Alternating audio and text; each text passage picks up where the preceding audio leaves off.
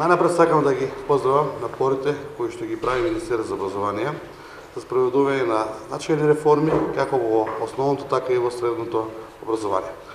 Од денешната дебата, на која ќе се присуствува заеднички со директорите на средните училишта, како и представници од бизнис секторот, очекувам да ги согледаме реалните потреби од квалификуван стручен кадар за овој регион кој ќе кореспондира со потребите на пазарот и на трудот.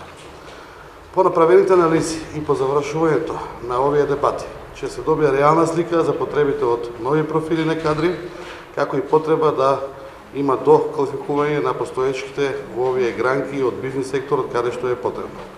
По ова прашање голема е и улогата на стопанските комори, кои всушност треба да бидат поврзување на образованието со бизнис секторот и обратно. Исто така сакам да го поздравам и одзивот на кадречките фирми и фирмите од регионот, кои ќе присуствуваат на денешниот настан. Тие ја согледуваат нивната потреба од стручен и квалификуван кадар и потребите од реформите во средното образование, од чие имплементирање ќе добијат профили кои им се потребни, а со тоа ќе се намали невработеноста на овој регион на наше задоволство и така да имаме значителен мал процент.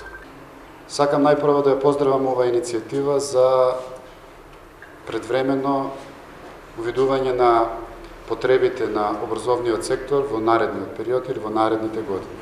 Ја поздравам оваа иницијатива од име на Општина Неготино и по добивањето на насоките од страна на Министерството, Општина Неготино стапи во контакт со голем дел од компаниите, имајќи во предвид да ги профилираме и да дадеме една наша јасна визија каде Општина Неготино во наредниот период треба да се движи во делот на образованието.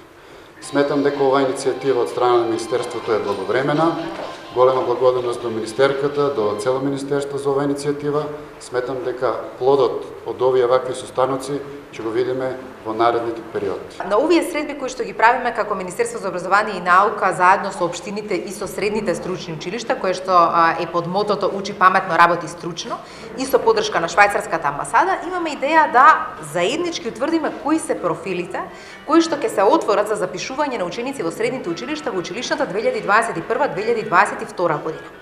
На овој начин, преку социјален диалог, утврдуваме кои се потребните работни, да речеме, позиции кои што компаниите би ги отвориле и кои се, да речеме, училиштата, профилите што треба да ги отворат за да може да го поврземе, да ја поврземе понудата и поповерувачката на пазарот на труд.